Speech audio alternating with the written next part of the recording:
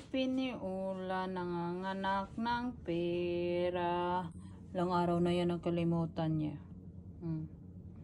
Ano ang ngipin niya? Nanganak ng pera. Buti pa yung ngipin. Nanganak ng pera. Yan ang ano ni Norwegian.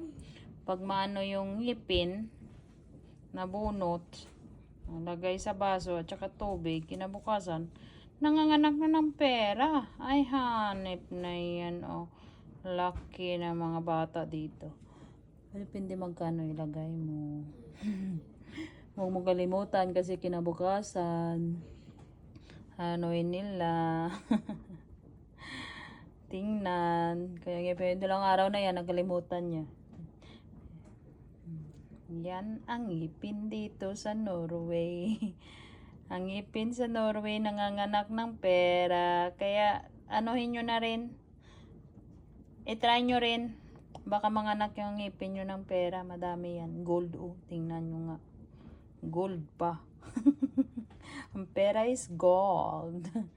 O, diba? Try nyo nga yung ngipin nyo. Ilagay sa baso. Baka makapera kayo. Manganganak yan ng gold. Okay?